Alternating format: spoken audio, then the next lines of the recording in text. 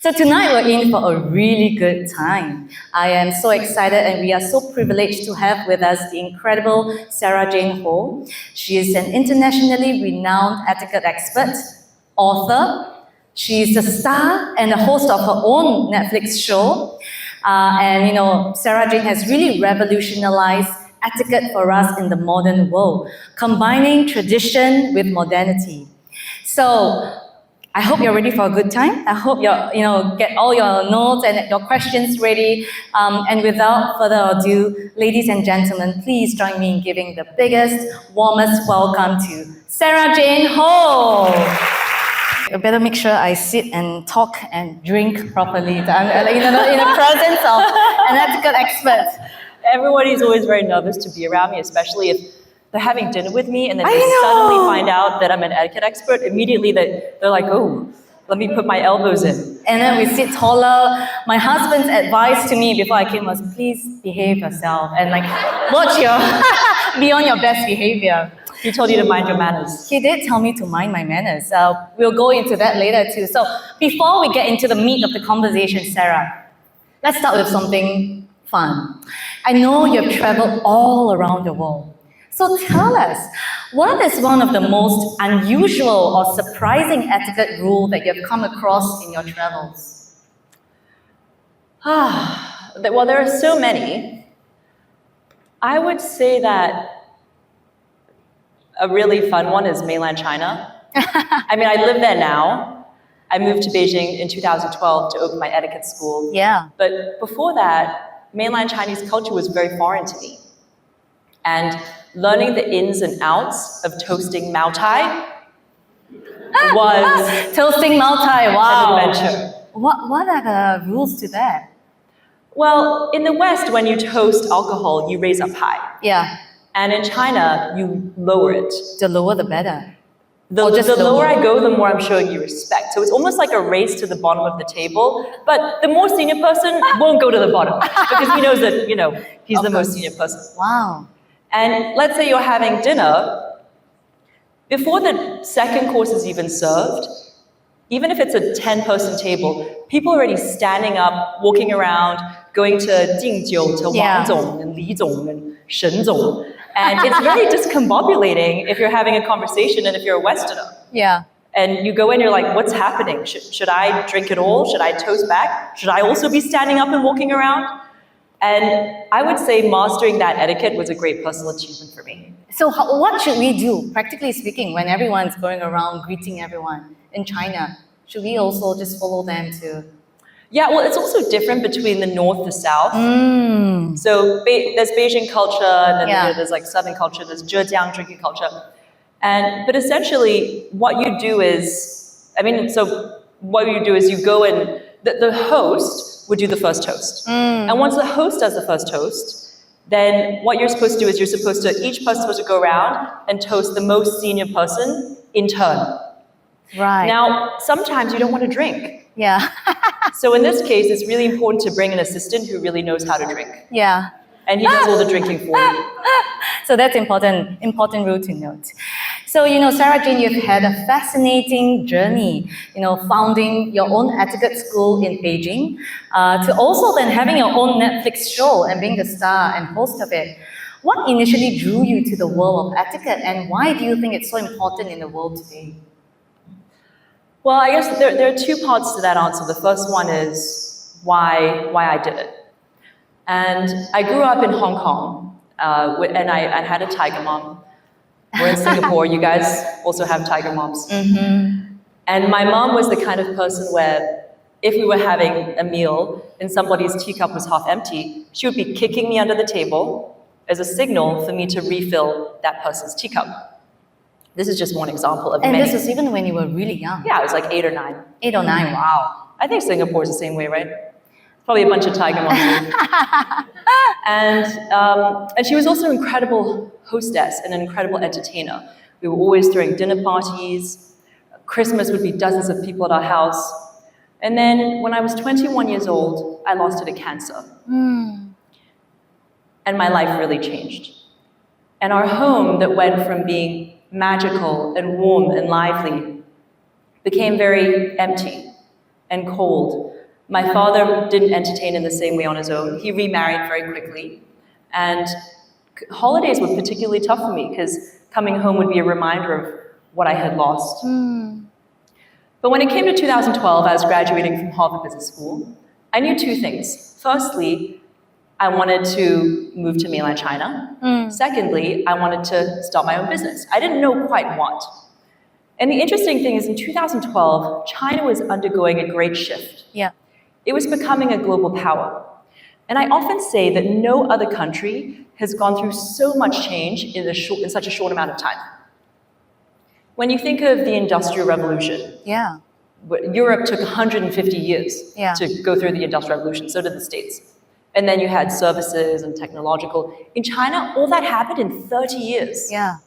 So that creates a huge amount of pressure, not just on the government in terms of congestion, pollution, overpopulation, but also on the individual human psyche.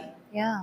A lot of my students in China, who today are very affluent women, they tell me, especially the ones born in the 60s and 70s, on their birthdays, their mother would give them an egg. That is how poor they were. And now, they have all the newfound status, resources, wealth in the world, but they want to know how to move through the world a little bit more confidently and gracefully. So I thought, what if I combine with what I think is a market need with continuing my mother's legacy, and me as a stereotypical Sagittarius. To me, my friends are my family. They combine all these things and maybe make a living, right, that I can sustain myself. And so in 2012, I moved to Beijing and I opened the school. Is there maybe a most memorable story that you can share with us on how someone who attended your etiquette classes also really changed her life? Yeah, well, I'll tell two anecdotes. The first one is that sort of got me into thinking maybe China has a need for an etiquette school. When I finished my schooling in Hong Kong, I went at the age of 14 years old to the States. I attended Phillips Exeter Academy, which is a boarding school. I was a year behind Mark Zuckerberg. Yeah. You know him. And then I went to Georgetown for university, and then I worked for 3 years before going to Harvard Business School. And in those 3 years, I did 2 years of M&A in New York City because I felt like if you're young and you're single, you have to live in New York City and live the Sex and the City life. And then I did a year of nonprofit in Beijing as a full-time volunteer. And during that time, I made a lot of friends, and one of them was a businessman, very successful. And one day he took me aside and he said, I have to confess something to you. Next month, I need to go to Washington, D.C., and my associates there, people I want to do business with, asked me for a breakfast meeting. And I've never had a breakfast meeting before. Wow. And I'm really nervous. What is going to be served? How do I eat this breakfast? And I thought, gosh, here's a man who is so confident here in China, doesn't lack for anything, and he's really nervous about the format of the meeting. And imagine if he knew the tools of the confidence, then he could actually focus on the meat of the meeting, right? So little things like that were happening that got me ticking. And then in terms of an anecdote of my students, so how many people here have watched a Netflix show? Yeah. Raise your hand. Woohoo. Raise a nice and high. My ego. And so people come for etiquette, but the transformation is much more deep, as you'll see from the show. And one of my students called Jing Jing, she comes to mind.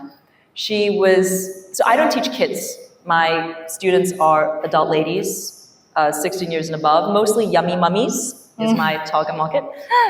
And but Jing Jing, she had just graduated from university, and she was painfully shy. Her father, who was a very overbearing businessman, sent her to my school. So she flew in from Qingdao. And she spoke so softly that I would make her speak louder. I said, repeat it, but louder. Repeat what you're saying, but louder. I said, yell. Her yell was like my normal. Wow. And I realized that she was very shy and insecure and lacked confidence. And when we went to lunch, we usually go to different restaurants, I said, I want you to look the waiter in the eye and smile and tell him that you really like the food. She didn't quite make it the first time around, but I made her do it again, and then she got it. And when the waiter heard it, he just did a bright smile back. And when she saw the joy it brought to him, you could see the joy in her. Yeah. When we left, I said, tell the maitre d', tell the reception, you really like this restaurant, you're going to come back. And she did it. And then I gave her 30 days of homework. I said, every day, I want you to initiate conversation with one stranger and send me a weekly report. Yeah. I don't care if it's the cleaning lady in your office or somebody sitting next to you on the plane, do it. So she did this, and she told me that when she flew back to Qingdao, she made friends with the person on the plane next to her.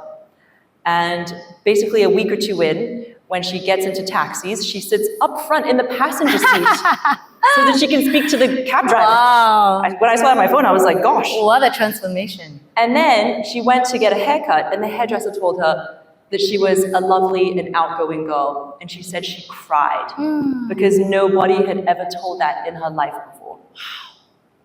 Truly transforming lives through what you do. And in your Netflix show, Mind Your Manners, which most of us are aware of and have watched as well, it has been hugely successful. Congratulations. And also, you told me that actually a Singapore company reached out to you for it. So tell us the story for that. And also, maybe what's your favorite memory filming the show? Yeah, it was 2017 or 18, and I Yeah. got a cold email to my info email from a company called Beach House Productions, stationed right here in Chinatown in Singapore. And we had a couple calls, and they said, you know, we think what you're doing is pretty interesting. Do you mind if we pitch you as an idea to a couple streaming platforms? And I said, sure. And so they put together what's called a sizzle reel in the industry, which is basically a pitch but in video format. Offered it to Netflix first. Netflix bought it, so the show is a Netflix original. And so they greenlit it very quickly, and we were going to go into production January 2020. But all of you know what happened in January 2020. Yeah. COVID. And China closed borders, and then COVID hit the rest of the world, and Netflix headquarters in LA was like, whoa, like we're going to put everything on hold and revisit this. A year later, they said, okay, your show is back on, and you're going to shoot in Sydney. We're going to recreate your school there, and we're shooting in Australia because Australia has a lot of Americans and a lot of Chinese. And I think the way they found the Chinese ladies were through real estate brokers. And I mean, they had a whole casting team. And the way they found the American heroes, who we made over, was by doing Facebook or Instagram ads with just the question, do you want to elevate your life? Wow. And those people, I mean, there was a very stringent casting process. So they would do video casting, they'd go through one round, second round, third round, and then it'd be shortlisted, sent to me. And I remember looking at you guys remember the Chinese ladies, right? We had 4 of them. Yeah. And I was looking at the videos. And I said to the casting team, I was like, guys, this is not gonna work. Because one lady from Hong Kong speaks only Cantonese. The other lady from Beijing speaks only Mandarin. And the other one from Singapore speaks a little bit of both, but neither very well. So I don't know what language I'm going to be teaching them. And they said, well, this is what we got, so you're going to have to make do. Yeah. And thank God I speak Cantonese and Mandarin. But what I didn't anticipate is that a lot of Asian followers then messaged me and said, thank you so much for representing our Asian Chinese culture, Asian culture, for how broad it is. Yeah. And for what it really is. And I thought, well, that's so nice. As when I think about it, it's so true. Yeah. And Netflix is very secretive, so nobody knew that it was for Netflix until the day they stepped on set. Wow. They just knew it was for a global streaming platform, and everybody was NDA'd up. I didn't tell any of my friends I was shooting the show. Wow. And it was incredible for me because opening my school, first in Beijing, and then I opened a second one in Shanghai, every day was so busy. I mean, and weekends, there was never a day off. Weekends were my busiest times. I would fly sometimes 4 cities in a week to teach. And I was almost like a hamster on a hamster wheel, just nonstop, nonstop, nonstop. And what the Netflix show gave me was, well, firstly, I'm very grateful to Netflix for giving me the opportunity to bring it to a global audience as opposed to being just China-focused. Netflix is also very good at finding new ways of telling stories. If you had told any other streaming platform, let's do an etiquette show, they'd say, that's so old-fashioned, out-of-date, rigid. Yes. But Netflix was able to see what I do on a deeper level, which is that it's etiquette as the utmost form of wellness, a way to promote genuine and individual healthy growth. And then thirdly, it forced me to look at my craft how I was really operating with my students who come for etiquette but get so much more. And it's really, actually, it's very exhausting for me too, because I put so much of myself into teaching and into each student. So kind of honing in on my craft, what I do, and really condensing it, right? And then putting it in front of camera. It gave me no bandwidth for anything that was not positive or additive in my life. Because I'd never done anything so intense before. So you never wasted any ounce of energy on anything else that doesn't serve you? Well, at least during the show. Which is I was great. shooting the show. I was going to bed at 9 p.m. I mean, I was waking up at 4:45. We'd shoot full days. And how long was the entire filming period? It was 6 weeks, and it was in the depths of COVID. So I went to Sydney. I quarantined for 2 weeks. That was actually a great quarantine, because they set me up with a nice, overlooking the harbor. I had a treadmill. I was watching Netflix. I was also preparing for my show, and shot for 6 weeks. It's funny, I actually gained 10 pounds during the shooting of the show. I've never said that before, but when I stress out, I do a lot. I'm a big sugar and chocolate person. Well, that makes the both of us. Wow. And so as I was shooting the show, the stylist was like, "These pants fit on you 3 weeks ago. What's happening now?" No etiquette. How should we tell someone that? But it was the truth. I had a tiger mom. This is like nothing compared to what tiger mothers do. And then, and I would say that I learned how to make a show. Yeah. Which is that you need to have the highs and you need to have the lows. You need to make people laugh. You need to make people cry. And you need to inspire people and provoke people. And people want to learn. Yeah. So it was the most formative experience of my life. Amazing. I'm so glad to be a part of it, in a sense where we get to see it and also journey with you through it. Sara Jane, I want to talk about something which you touched on earlier. And etiquette, oftentimes it gets a bad rep as being outdated, old-fashioned, overly formal, or even that etiquette rules stifle authenticity and spontaneity. What are your thoughts around that? And how do you think you or we can make etiquette relevant and modern, especially in today's fast-paced digital world? Yeah, I think that etiquette is more needed today than ever. I actually feel grateful that my show came out after the pandemic and that my book came out, this year. You see a rise in social media that is entirely in line with mental health crises, especially amongst young Gen Zers. You put the pandemic on top of that, everybody's a mess. Yeah. Right? We're feeling isolated, we're feeling alone, our social skills are a little rusty. And every day I open the newspaper and I read a fresh story of epic rudeness, violence even. Our statesmen are not acting like statesmen, at least in America. And so I think that now more than ever is when we need etiquette. A lot of people come up to me and they say, "Sara Jane, I have really bad etiquette because I'm too honest." Yeah. Well, this person doesn't quite understand the spirit of etiquette. People think it's restricting. People think, "Oh, it means I can't say what I think. Yeah. I can't set boundaries. I can't say no." But actually, no, etiquette is a tool to empower you to get ahead in, the 5 chapters that I cover in my book: your love life, your social life, your career, in your family, so on and so forth. And it's one big do. It lets you, let's say in a room, identify somebody you want to speak to, whether it's a prospective client or somebody you're interested in. And you have the tools and confidence to go up to them and approach them without looking really nervous, without babbling away like a fool. Right? It allows you to, in a very short amount of time, make a good impression. It allows you to know how to end a conversation gracefully so that you're not taking up that person's time by going on and on and on. And it can also help you set boundaries. It allows you to say no to things that you don't want to do, but in a way that doesn't offend. Because at the end of the day, it's all about the delivery and your style.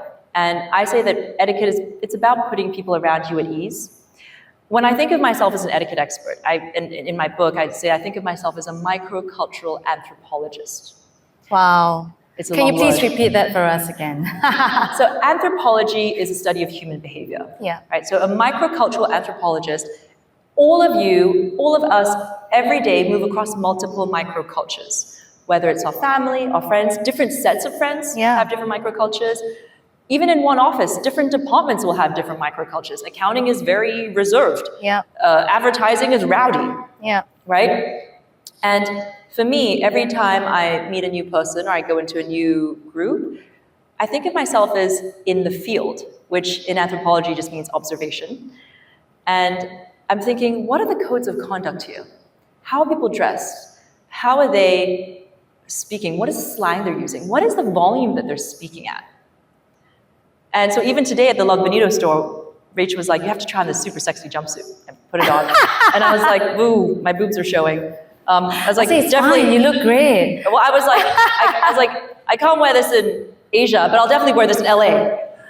And again, because it's contextual. And Rachel was like, yeah, because in LA that would be normal. And I was like, yeah. Yes, contextual, I love that. Etiquette, there is no right or wrong. Etiquette is contextual. So it depends on who you're with, what country you're in. One of my favorite anecdotes about etiquette being contextual, I recently did an interview, and this clip went viral on social media. It's about gift giving. Gift giving, yeah. Gift giving. And in an Asian country, right, if an Asian friend gives me a gift, I tuck it away, and then they leave, and I wait till they leave before opening it. Yeah. Now, in the States, if an American friend gives me a gift, I made a huge fuss over it. I slowly open it. I read the card out loud. When I open it, I'm like, oh my God, this is exactly what I wanted. This is gonna be perfect for my South of France vacation. And then when I use it, I'm gonna like post it and tag it on social media, right? And there is no right or wrong, it's just contextual. But when you're opening the gift from the American friend, do you really like it? And what if I don't? What am I supposed to do? You still kind of have to pretend you like it. Got it. All right. Okay. And you talk a lot also about the connection between etiquette and emotional intelligence. How are these two concepts intertwined, and also why are they important to our personal and professional success? Yeah. When I'm hosting, or even if, let's say, I'm at a group dinner or I'm at a party, I can be speaking to you, but at the same time, I will be noticing, oh, this person is feeling left out. Yeah. This person's playing on their phone. This person's water glass is empty. Yeah. So I'm looking at you, but I think it's also a woman's skill. It's like my eyes are everywhere. Yeah, peripheral vision is on. And it's a sensitivity. EQ is really about a sensitivity and an awareness. Yeah. And that awareness needs to begin with yourself. So I would say that it's etiquette. A lot of people say, oh, I have to be my authentic self. Yeah. But you have to remember that you have different authentic selves. There's the authentic you, but in a work context, right? You have to take, okay, what is my authentic context at work, and does that match up with that side of me, right? Or with my friends, or if I'm clubbing versus a church. And so especially in the States, when the younger generation is about having to be authentic, it's okay, but you have different authentic selves for different contexts. And I think also, you have been sharing so much about, modern etiquette, how it's so important and valuable to all of us. And it's fair to say, Sara Jane, that you have mastered the art of navigating social norms today. But I need to ask you this. I read in a New York Times article that you once broke up with your boyfriend over text. Oh, Sara Jane, tell us about that. Was that a deliberate, intentional etiquette decision, or was that a spur of the moment? You're human too, What was that all about? Okay, so the New York Times style profile, which when you're in the States is kind of one of the dreams of getting interviewed. For sure, yes. And they trailed me for 2 or 3 days in New York. They did a beautiful photo shoot. And when the piece came out, I was so excited. I couldn't wait to share it on my socials. And it came out, and the headline said, "The etiquette guru who broke up with a boyfriend over text." Yes. And I was like, oh. And I sent to my cousin in LA, and she was like, OMG. And then 10 minutes later, I read it, I was kind of sinking in, and I was deciding, should I post this or not, because the photo looks great, this headline's there. And 10 minutes later, Adrienne, my cousin, she wrote back, and she said, you know what, this title is kind of perfect. And I was like, yeah, I'm gonna embrace it. And, and by the way, that Hong Kong ex-boyfriend, his ex-wife divorced him by email and CC'd his mother. No. So here's the common problem. Yeah. Oh wait, wait, that's another level. Where are they from? Hong Kong. Okay. Oh. But anyway, so CC the mother. yeah, CC the mother. Well, that's a whole he was like playing tennis with LRC, and his mother called him and was like, did you check your email? And Oh he's like, my God. Why? She's like, your wife wants to divorce you. He's like, Mom, how do you know? I'm CC. That tells you a lot about the mother too, but anyway. And so it was day 9 of shooting the Netflix show. And I was like, here I am teaching my students to be their best selves. And then over here, I have this boyfriend who's just making me cry and really bringing me down. And he was very controlling. And I know there's a lot of bankers in Singapore. There's this term called sunk cost fallacy. Yeah. Where, at that point I was 34, 35, we'd been dating for 4 years. You've invested so much. Yeah, you're like, and we seem like we have so many similar background, this and that, and it's not easy to find someone in mainland China. So maybe this is just it. Yeah. So I'll just stay in, even though I'm so unhappy. And settle. But actually the best thing that came out of the Netflix show was that it was so intense, I had no bandwidth for any BS. And so I was just like, I can't deal with you anymore. I literally can't. So I shot off that text. Wow. And I felt liberated. Wow. There's a phrase in Chinese, 轻松无比. Like, 轻松无比. Thank God, Singaporeans understand Mandarin. You guys, Mandarin is great. And then I was like, I don't care if I'm single for the rest of my life. It's better than being with somebody than being unhappy in a relationship. Wow. And then, so I shot the show, and then I remember December 22nd, I flew back to Shanghai, did a 2-week hotel quarantine over Christmas and New Year's Eve. My family in Hong Kong said, are you gonna be okay? It's Christmas and New Year's Eve. Do you wanna come to Hong Kong first? I was like, guys, Hong Kong has a 21-day hotel quarantine.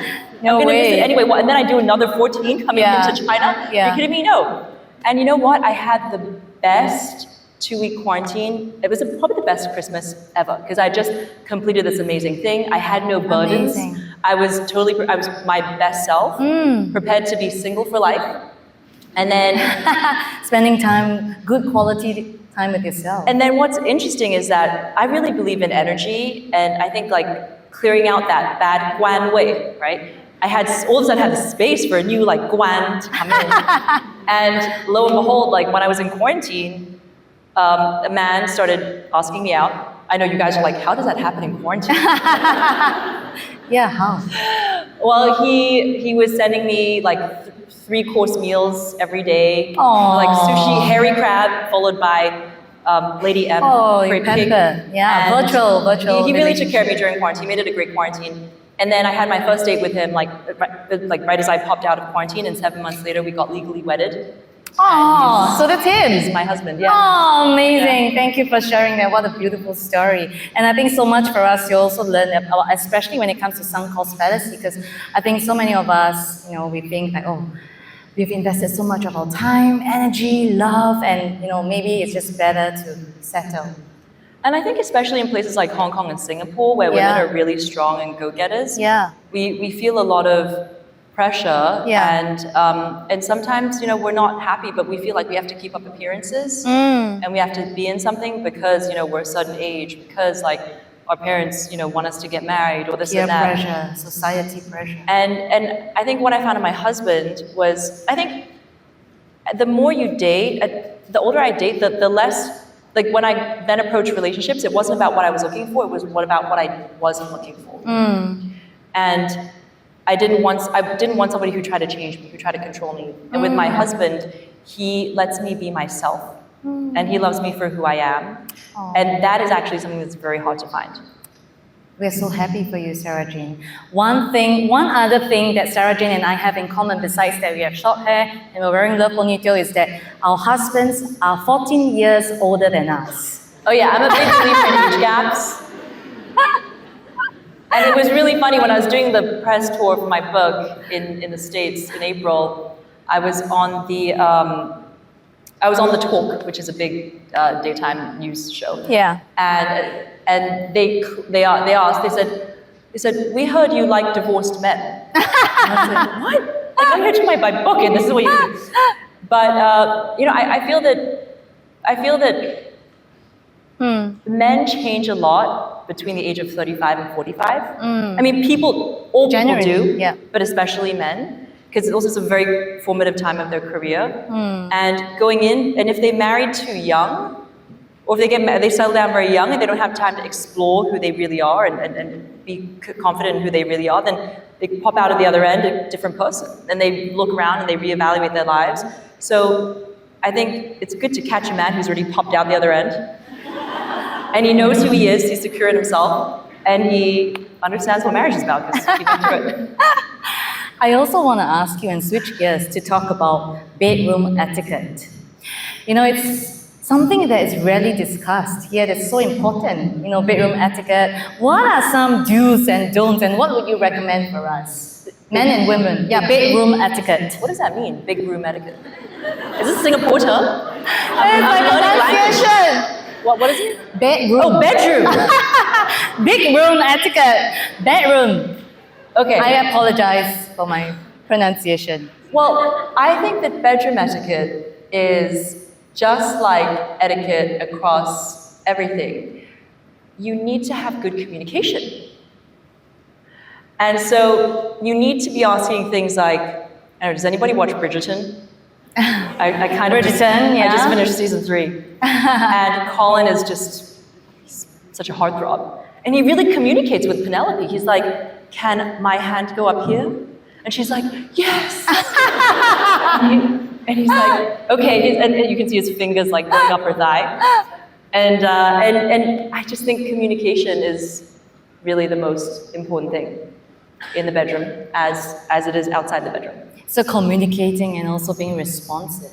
Yeah, sounds like it. Yeah, maybe responsive is your thing. My thing is communication. Ooh, we're good together. Also, I know, Sara Jane, you are big on Feng Shui. Yeah. And it's something that you talked about briefly earlier about the energy flow. So fun fact, I actually invited Sara Jane to our home earlier today. I was like, okay, Sara Jane, just a bit of context. I stay here with my in-laws and my family, but please just be completely honest with me about what you see, what I need to get rid or what I need to bring in. So tell us about Feng Shui and why do you think it's so important in our lives? I grew up in Hong Kong with Feng Shui masters running around the house. So to me, it's very much a part of my DNA. And when I was making over my students in my Netflix show, and actually even any friend, when I go to their home, I'll be like, ooh, you have a mirror facing the bed? Yeah. Third party is going to interfere in your relationship. And That's they're like, what she oh my said. God. Yeah. And so I just can't help it. It's something that I do and that I enjoy. And Feng Shui to me is about maximizing the ups in your life and minimizing the lows. So like containing the damage and like boosting the good stuff. Because 命就是命, right? 你八字就是你的八字. But there are things you can do to mitigate, and there's things you can do to boost. So that to me is really what it's about. It's really funny. Yeah. I remember when I applied. So in Hong Kong, I went to Peak School for primary and then German Swiss International School for secondary. And I was applying to boarding schools in the States. And I got into a couple. So I got into Phillips Exeter and then a couple others. And my parents, because we were deciding where I would go, and my parents decided to summon our Feng Shui master, Rambo, to ask his input. And I was like, are you serious, guys? Like Rambo does not know anything about US prep schools. But anyway, he came, and my dad is sitting down with him, and my dad's like, Phillips Exeter Academy has a student-to-teacher ratio of 12 to 1. And it has like 1,000 students and 800 boarders and 200 a-day students. And this school has da-da-da-da. He's like rattling off like stats. And Rambo was like, 學生,唔好咁嘈啦. He's like, 你唔好同我吟沉呢啲嘢，你畫嘅地圖。He said, draw a map and just point out where every school is. And I was like, where is this gonna go? Wow. And so my dad's like drawing Northeast America, USA, and then New Hampshire, Connecticut, blah, blah, blah.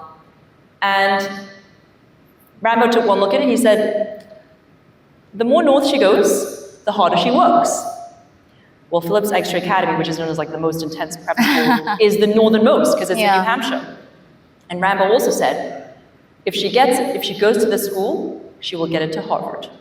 So as you can imagine, my parents, being tiger parents, are like, my mom's eyes are like, what? And unfortunately, for my mother, she didn't see me get into Harvard undergrad because I was rejected. But she didn't see me get into Harvard Business School. So it's funny how things work out. But it worked out. And I also, when you were telling me all of these things, which is really very helpful too for each individual's lives, I was also wondering, like, how much of this is self-fulfilling prophecy?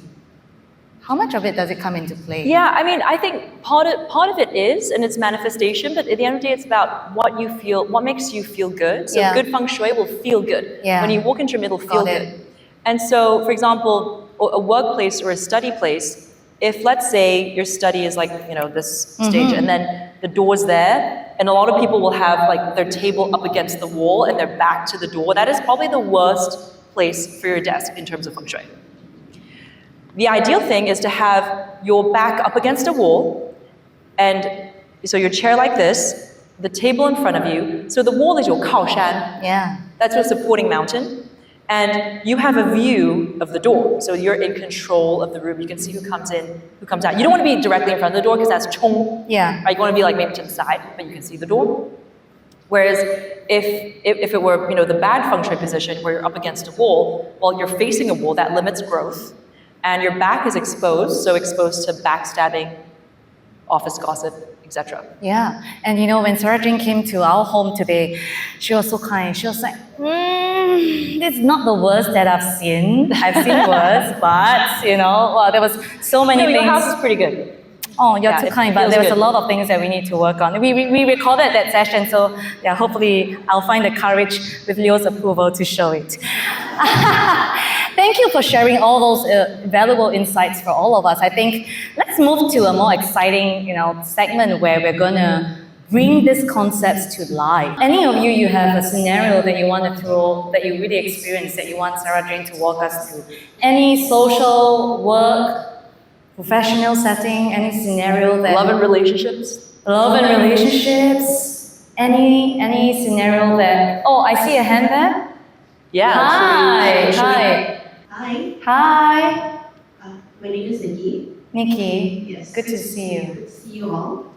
I was just mentioning to my friend that social etiquette, beautiful, very interesting. But I feel, and excuse me for approaching this a bit like this is a coaching session, but when I'm in a new field myself, and one of the things I find difficult is in a professional context.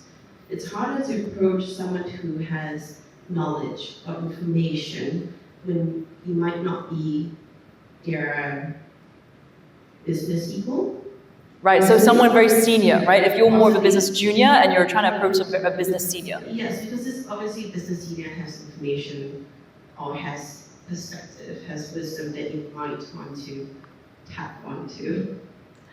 And maybe it's intimidating in that regard. Absolutely, and a lot of people get very, very nervous. People will get very nervous, very sweaty, they'll stutter when approaching a very senior, CEO or a celebrity, etc.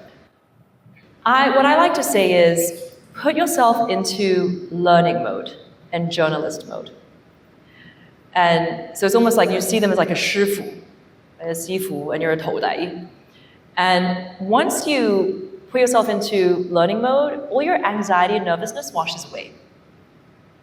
How do you do that? Well, journalists ask questions, and guess what? They ask open questions. Yeah. When you ask a closed question can be answered in yes or no or one word.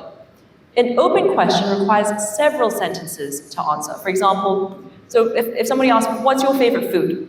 Chocolate, right? That's a closed question. But I say, why is chocolate your favorite food? That's an open question. If somebody asks, what are your career dreams, goals? What have you learned from being in this industry? Why did you decide to open an etiquette school? These are all open questions. Let me give an example of a fantastic open question that the Chinese president asked his wife when they first met. At that time, she was way more famous than him. She's like a national treasure, folk singer, everybody knew her name. He was a middling bureaucrat. Yeah, he was on the rise, but he was a middling bureaucrat. And the first time they met, he asked her, what does it take to be a great folk singer? And she said she was very impressed by that question because other people were asking her, you're so famous, how much money do you make? This is China in the 90s, right? Yeah. Or the 80s. And so when he asked her that open question, it was an opportunity for her to express herself, for him to learn about her industry, at the same time also learn about her motivations, right? Like, if you want to make a good impression in a short amount of time, ask open questions, and let me tell you something, people love talking about themselves. So you can have a convo with someone, and you're just asking open questions, and they just talk about themselves the whole time, and they'll walk away being like, I just had such a good conversation with Sara Jane. Because they got to talk about themselves. Exactly. And for you, you take it as a learning opportunity. It's also important when you approach very senior people or very important people not to hang on to them and want to talk to them like the whole time, especially if it's a cocktail. Honestly, at a cocktail reception, you should not be speaking to anybody, even if it's your best friend, for more than 5 minutes one-on-one. You should be mingling. That is the point of a reception or a group social event or even a dinner party. If you're at a dinner party, don't just speak to the person on your left or your right, or the people who you find interesting. No, to be a 大方, right? To be gracious, to be a good guest, is to speak to everybody around you equally and to show equal amounts of attention. That's class. Wow. Actually, I'm very curious about your take, Sarah, on dating etiquette in Asia, in the context of Asia. So if you're a female, Which I am. what do you think is the proper way for, if a woman is interested in a man, should she approach first? Or do you think that, because there are like etiquette around, you should This is such a great question because I think it's also generational. I think it's cultural and I think it's generational.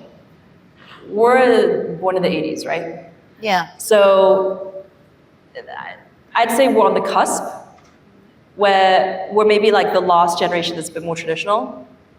And especially in patriarchal societies like Asia or even, Middle East, etc., it's about letting the man make the first move. Men actually, I'll let you know a secret, guys, men have a lot of anxiety about asking women out. They're also very afraid of rejection. Right, boys? They're like, So what's really interesting with the younger generation, especially like the 90后, post-90s, the women just, doesn't matter if they're women or men. They go out there, what they want, they get it. They like a guy, they ask him out. And they're not afraid of any rejection or repercussion.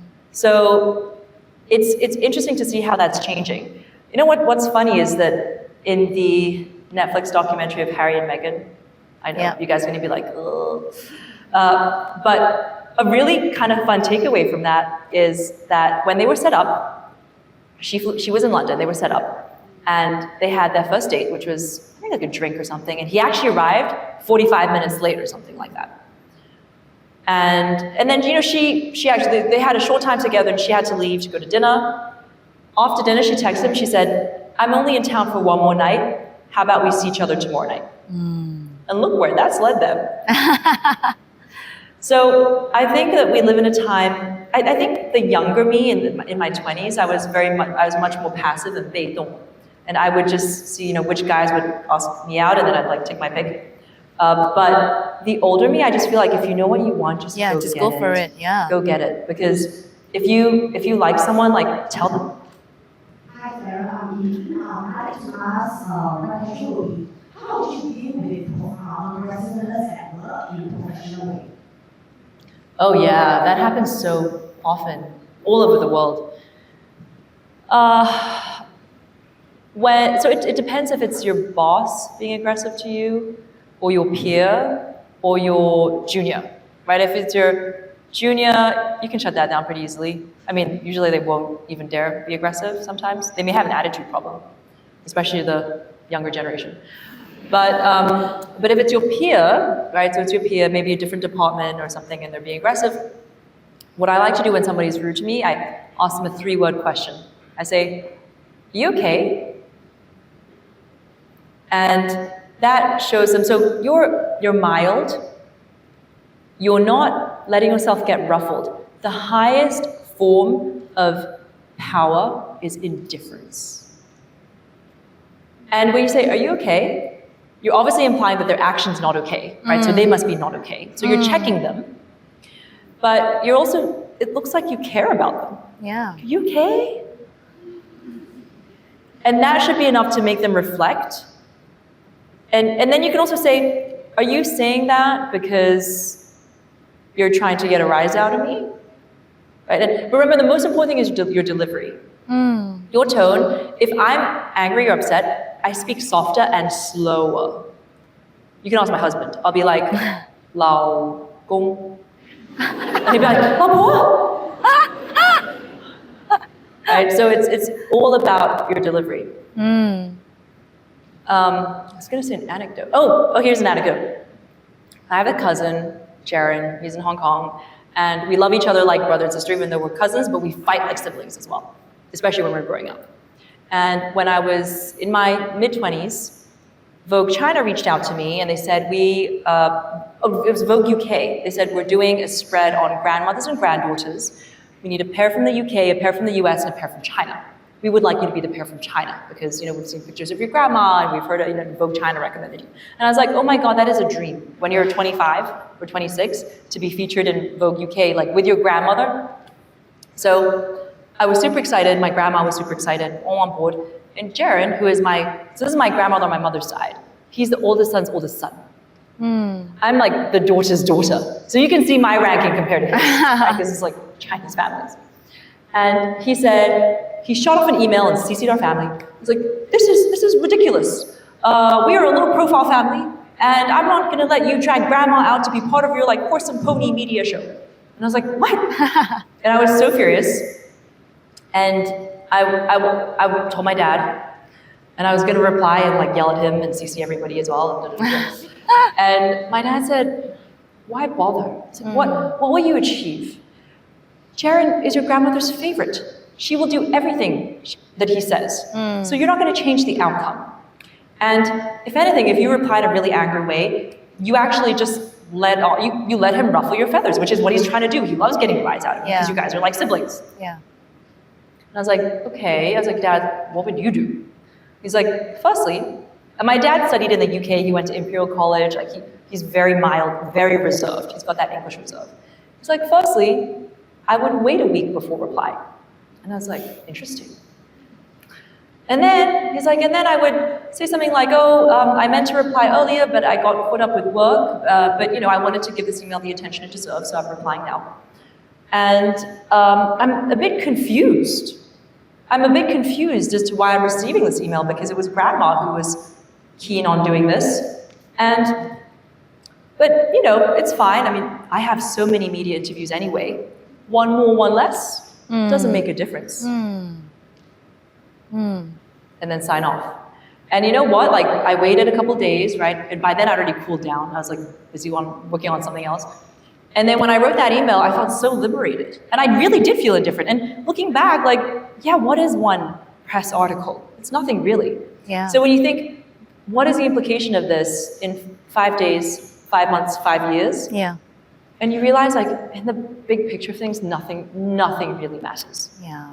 Great advice, and a great way to end the session today.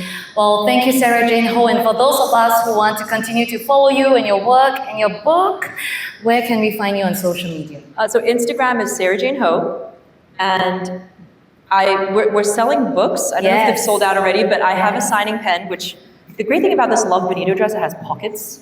So I have my signing pen here. We got you covered. I have my phone there. Yeah. And then also, you probably saw some pink leaflets of registration for Anti-Vorta. Yeah. That means goddess of the future in Roman mythology. For those of you that watch my Netflix show, traditional Chinese medicine was a big part of my makeover. And so for the last 2 years, I was developing a TCM beauty brand for intimate wellness. And so we have 4 products. We have cleansing gel, spray in 2 different sizes, and intimate wipes, all for the women's vulva. Yes, you just heard an etiquette expert say the word vulva. And it helps fight odor, dryness, and irritation. And we're selling, we launched this year in the States, and we sell quite well in Singapore, actually. Maybe because it's very hot and humid. Amazing. Well, thank you so much. So check it out. Yeah, for sharing so generously with us today too. It's been such an insightful, fun, engaging conversation. So, ladies and gentlemen, please help me give a round of applause to thank Sara Jane Ho.